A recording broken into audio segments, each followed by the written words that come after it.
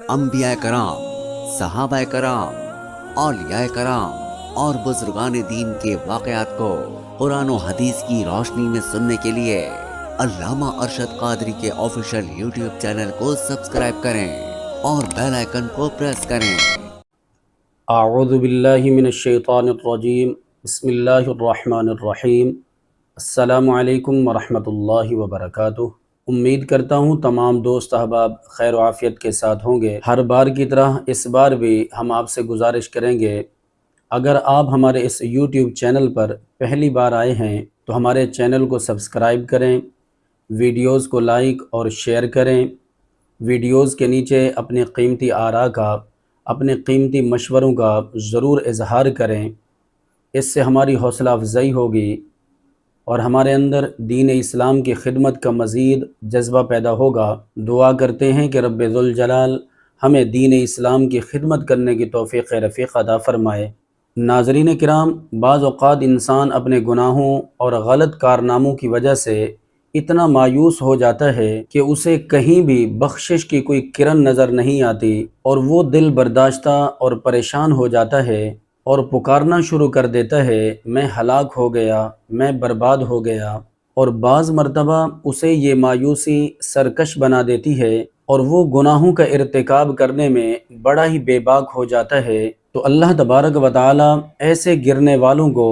اپنی رحمت کا سہارا دیتا ہے اور اسے یہ خوشخبری سناتا ہے، ٹھیک ہے تو گناہگار ہے اور تیرا اعمال نامہ گناہوں کی آلودگیوں سے لبریز ہے، لیکن جس کا تو بندہ ہے، جو تیرا خالق اور مالک ہے، وہ تو بڑا ہی غفور ہے اور بہت زیادہ رحم فرمانے والا ہے۔ اس کی رحمت اور مغفرت تجھے اپنی آغوش میں لے لے گی اور تیری گناہوں کی جو گندگی ہے وہ دھل جائے گی۔ اور بعض اوقات طاقت، دولت اور جاہ و جلال کا نشہ انسان کو سرکش اور مغرور بنا دیتا ہے کہ اسے اپنے خالق و مالک کا بھی کوئی خوف باقی نہیں رہتا اور وہ نافرمانیوں کی انتہا کو پہنچ جاتا ہے۔ تو اسے اللہ تبارک و تعالی سخت وعید سنا رہا ہے، اگر تو اپنی ان حرکتوں سے باز نہیں آئے گا تو میرا عذاب بڑا ہی دردناک ہے۔ چنانچہ قرآن مجید فرقان حمید میں ارشاد فرمایا، نبئ عبادی انی انا الغفور الرحیم وان عذابی هو العذاب العلیم۔ اے نبی مکرم صلی اللہ تعالی علیہ وسلم، آپ میرے بندوں کو آگاہ فرما دیجئے کہ میں غفور اور رحیم ہوں، اور نافرمان بندوں کو بھی یہ بتا دیجئے کہ بے شک میرا عذاب بھی بہت دردناک ہے۔ ان آیات کریمہ کا شان نزول علماء کرام نے اس طرح سے بیان کیا ہے کہ حضور نبی رحمت صلی اللہ تعالی علیہ وسلم ایک مرتبہ اپنے حجرہ مبارک سے باہر تشریف لائے۔ آپ نے دیکھا کہ صحابہ کرام بیٹھے ہوئے ہیں اور خوشیاں منا رہے ہیں۔ رحمت عالم صلی اللہ تعالی علیہ وسلم نے انہیں دیکھ کر ارشاد فرمایا، تم یہاں بیٹھ کر ہنس رہے ہو اور تمہیں آخرت کی کوئی فکر بھی نہیں ہے، حالانکہ جہنم تمہارے سامنے ہے۔ اس کا مطلب یہ ہے کہ آقا دو جہاں صلی اللہ تعالی علیہ وسلم انہیں آخرت کی یاد دلا رہے ہیں۔ اللہ تبارک و تعالی نے اپنے محبوب علیہ السلام کو اپنے غلاموں کے متعلق اتنا پریشان دیکھا، فکر مند دیکھا، تو جبریل امین کے ذریعے یہ آیات کریمہ نازل ہوئی کہ اے محبوب صلی اللہ تعالی علیہ وسلم، آپ میرے بندوں اور اپنے غلاموں کو یہ خوشخبری عنایت فرما دیجئے، یہ خوشخبری سنا دیجئے، میں بہت زیادہ مغفرت فرمانے والا ہوں اور بخشش فرمانے والا ہوں، تاکہ وہ مایوس نہ ہوں۔ لیکن اگر کوئی شخص میری اس وسیع رحمت اور بخشش کے باوجود سرکشی کا مظاہرہ کرے گا اور اپنی حرکتوں سے باز نہیں آئے گا، غلط کاریوں سے باز نہیں آئے گا، تو اس کے لیے میرا عذاب بھی بڑا سخت ہوگا۔ رحمت عالم صلی اللہ تعالی علیہ وسلم نے ارشاد فرمایا، لو یعلم المؤمن ما عند اللہ من العقوبۃ ما طمع فی جنتہ احد ولو یعلم الکافر ما عند اللہ من الرحمۃ ما قنط من جنتہ احد۔ اگر مومن بندے کو یہ معلوم ہو جائے کہ اللہ تبارک و تعالی کی سزا کتنی سخت ہے تو کوئی بھی اس کی جنت کی امید نہ کرے، اور اگر کافر کو یہ معلوم ہو جائے کہ اللہ تبارک و تعالیٰ کی رحمت کتنی وسیع ہے تو وہ اس کی جنت سے کبھی مایوس نہ ہو۔ رحمت عالم صلی اللہ تعالی علیہ وسلم نے ارشاد فرمایا کہ ایمان خوف اور امید کی درمیانی کیفیت کا نام ہے۔ حضرت فقیہ ابو اللیث رحمۃ اللہ تعالی علیہ فرماتے ہیں کہ اللہ تبارک و تعالیٰ کے خوف کی علامات 8 اعضاء سے ظاہر ہوتی ہیں۔ نمبر 1، زبان۔ جو آدمی اللہ تبارک و تعالیٰ سے ڈرتا ہے تو اس کی زبان سے جھوٹ، غیبت اور فضول گفتگو نہیں نکلتی، بلکہ وہ اپنی زبان کو اللہ تبارک و تعالیٰ کے ذکر، قرآن مجید فرقان حمید کی تلاوت اور علمی مذاکرات میں مشغول رکھتا ہے۔ نمبر 2، پیٹ۔ اللہ تبارک و تعالیٰ سے ڈرنے والا اپنے پیٹ میں صرف حلال لقمہ ہی داخل کرتا ہے اور ضرورت کے مطابق ہی کھاتا ہے اور مشکوک اشیاء اور زیادہ کھانے سے پرہیز کرتا ہے۔ نمبر 3، آنکھ۔ تو وہ اپنی آنکھوں سے ان چیزوں کو نہیں دیکھتا جن کے دیکھنے سے اللہ اور اس کے رسول صلی اللہ تعالی علیہ وسلم نے منع فرما دیا ہے، اور نہ ہی دنیاوی نعمتوں کو لالچ کی نگاہ سے دیکھتا ہے، بلکہ وہ ان چیزوں کو اس لیے دیکھتا ہے تاکہ ان سے عبرت حاصل کرے۔ نمبر 4، ہاتھ۔ وہ اپنے ہاتھوں سے کسی حرام چیز کو نہیں پکڑتا، بلکہ اسی چیز کو پکڑنے کی کوشش کرتا ہے جس میں اللہ تبارک و تعالیٰ کی اطاعت و فرما برداری ہو، اور نہ ہی اپنے ہاتھوں سے وہ کسی پر ظلم کرتا ہے۔ نمبر 5، قدم۔ وہ اپنے قدموں کو ہر اس چیز کی طرف اٹھنے سے روکتا ہے جس میں اللہ اور اس کے رسول صلی اللہ تعالی علیہ وسلم کی نافرمانی ہو، بلکہ اس کے قدم صرف اور صرف اللہ اور اس کے رسول صلی اللہ تعالی علیہ وسلم کی رضا حاصل کرنے کے لیے اٹھتے ہیں۔ نمبر 6، قلب یعنی دل۔ وہ اپنے قلب کو ہر اس چیز سے پاک اور صاف رکھتا ہے جس میں اللہ تبارک و تعالیٰ کی نافرمانی ہو اور جس سے کسی بندے کو تکلیف پہنچنے کا اندیشہ ہو، مثلا عداوت، حسد، بغض اور کینہ وغیرہ، اور اپنے قلب میں صرف انہی چیزوں کو جگہ دیتا ہے جس میں مومنین کے لیے بھلائی ہو، اللہ تبارک و تعالیٰ کی رضا ہو،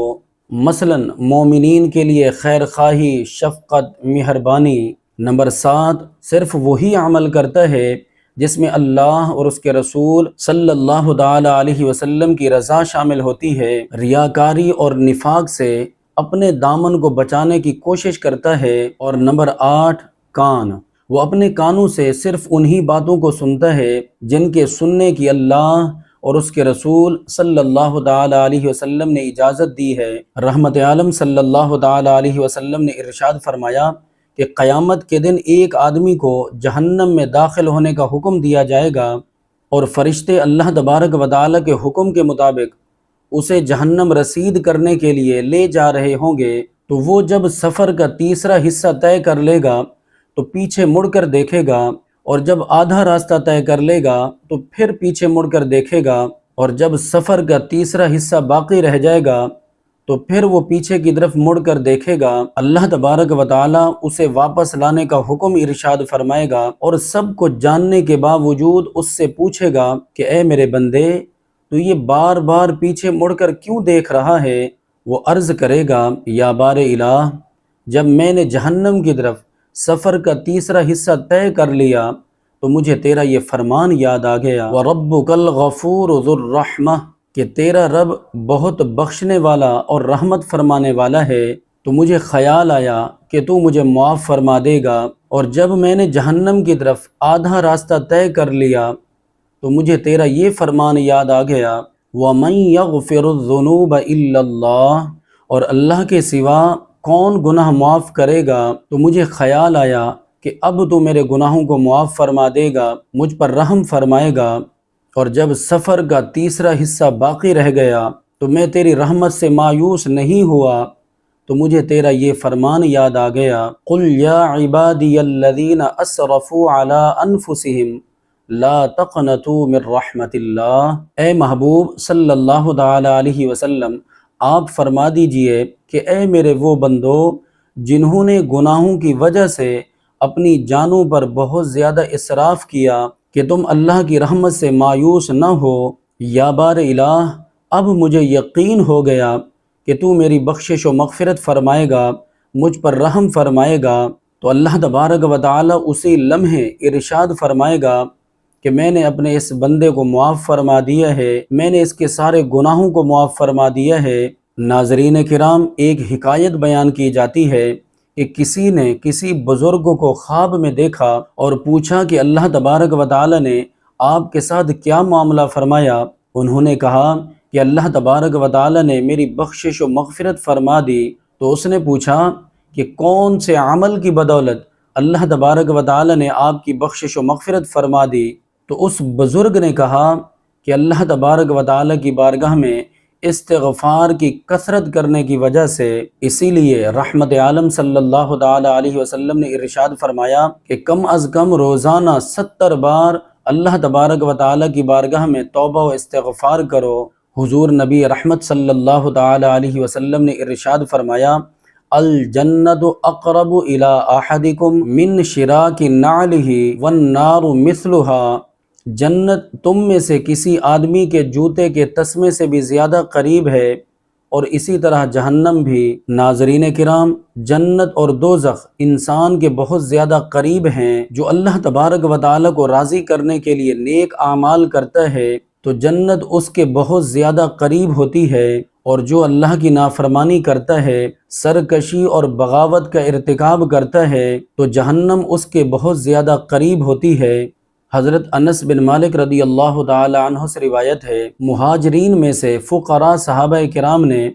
حضور نبی رحمت صلی اللہ تعالی علیہ وسلم کی بارگاہ میں اپنا ایک قاصد بھیجا۔ اس نے آ کر بارگاہ مصطفیٰ صلی اللہ تعالی علیہ وسلم میں عرض کی، یا رسول اللہ صلی اللہ تعالی علیہ وسلم، مجھے فقراء نے آپ کی بارگاہ میں عرض کرنے کے لیے بھیجا ہے، اور ان کی گزارش یہ ہے کہ ہم مفلس ہیں، نہ ہمارے پاس مال و دولت ہے اور نہ ہی درہم و دنانیر ہیں جن کو ہم اللہ تبارک و تعالی کی راہ میں خرچ کر کے اللہ تبارک و تعالی کا قرب حاصل کر سکیں، جبکہ اغنیاء ہماری طرح نمازیں پڑھتے ہیں، روزے رکھتے ہیں، ذکر و اذکار کرتے ہیں، لیکن وہ اپنے مال و دولت کو اللہ تبارک و تعالی کی راہ میں خرچ کرتے ہیں، صدقات و خیرات کرتے ہیں، اس کے ذریعے غلاموں کو آزاد کرتے ہیں،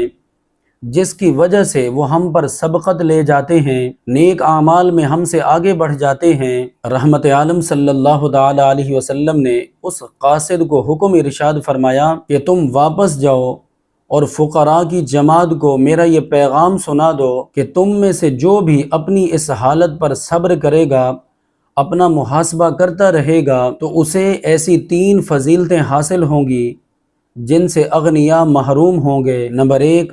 اسے جنت میں ایسے محلات عطا کیے جائیں گے جو سرخ یاقوت سے بنائے گئے ہوں گے، اور اہل جنت انہیں رشک بھری نگاہوں سے اس طرح دیکھیں گے جس طرح اہل دنیا ستاروں کو دیکھتے ہیں، اور ان محلات میں انبیاء کرام، شہداء کرام اور فقراء کے علاوہ اور کوئی بھی داخل نہیں ہوگا۔ نمبر 2، فقراء اغنیاء سے 500 سال قبل جنت میں داخل ہوں گے۔ نمبر 3، جب فقراء یہ الفاظ پڑھتے ہیں سبحان اللہ والحمد للہ ولا الہ الا اللہ واللہ اکبر، تو انہیں اتنا عظیم ثواب حاصل ہوتا ہے جو اغنیاء کو اللہ تبارک و تعالی کی راہ میں 10,000 درہم صدقہ کرنے سے بھی حاصل نہیں ہوتا۔ تو وہ قاصد رحمتوں بھرا یہ پیغام لے کر جب فقراء کی خدمت میں حاضر ہوا اور انہیں یہ خوشخبری سنائی تو سب نے بیک زبان ہو کر کہا، اے رب العالمین، جس عزت کے ساتھ تو نے ہمیں نوازا ہے ہم اس پر راضی ہیں اور تیرا شکر ادا کرتے ہیں۔